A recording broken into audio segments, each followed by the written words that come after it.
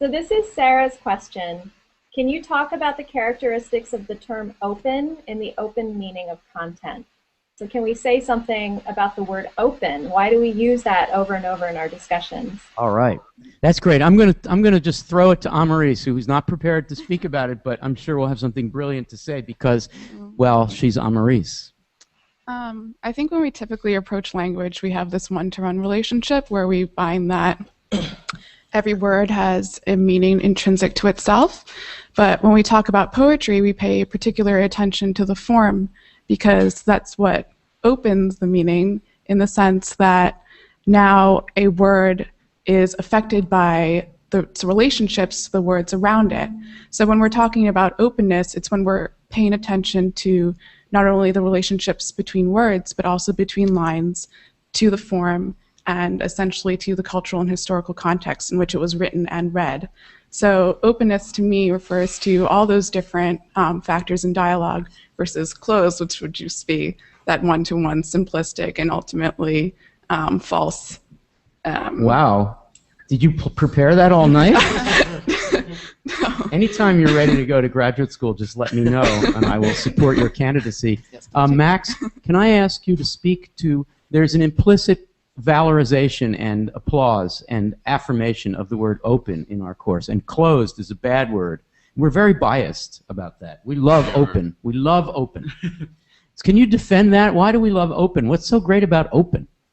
Well, I think Judy's question actually from a couple minutes ago exemplifies very nicely what Amaris was just saying, that she managed to call her attention to one word, you, which I had always, and I think a lot of us had been reading as a general you, as one. But she said, well, maybe there's the possibility that it's an address, that this poem is in fact an address, and it changed our entire perspective, I think, of what that poem could be doing, of who it could be addressing, of what it then means.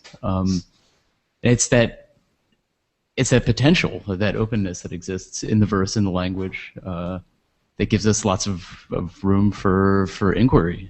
That's a fantastic Max-like answer. It's a terrific answer.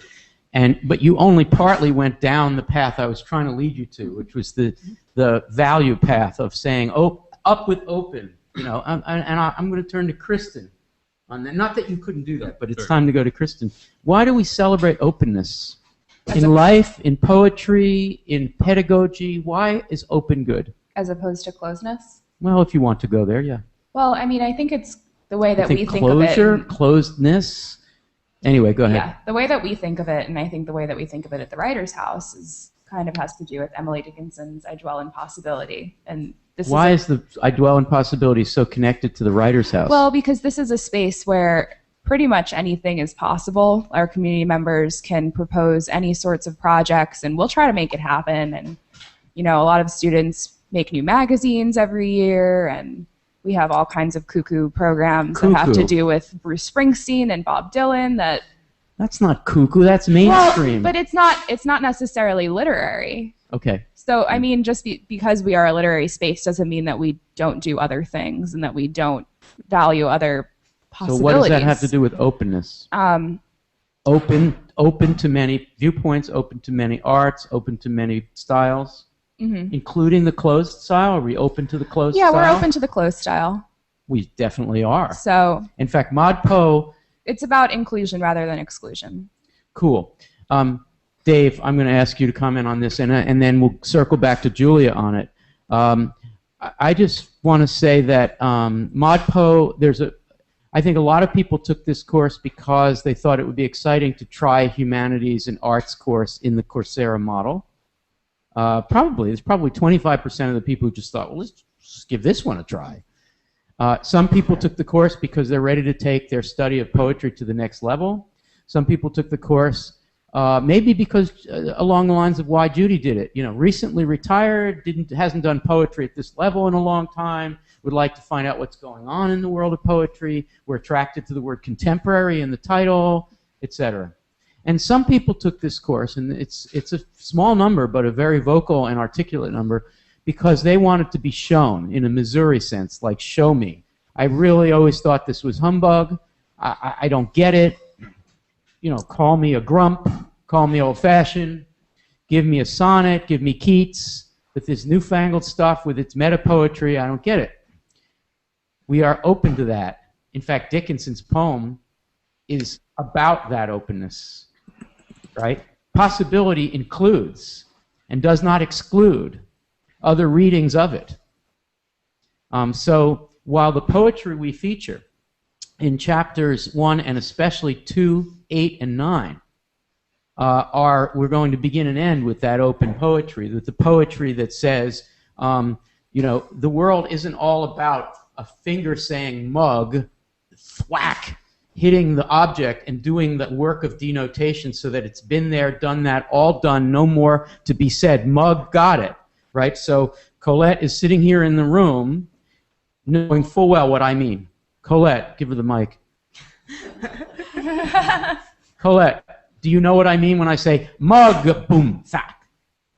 I think so. What do you mean you think so?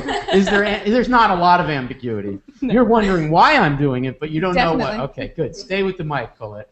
Now, if I take the mug away, I don't have the mug anymore, and I say mug, you still more or less know what I mean, because you've had mugs in your life. But it could be another kind of mug. Yes, it could be another kind of mug. It could be a big mug. It could be actually a photo of a criminal. Yes. Yes. So mugs already, this is mine. See, already I got Max's mug. That's the wrong mug.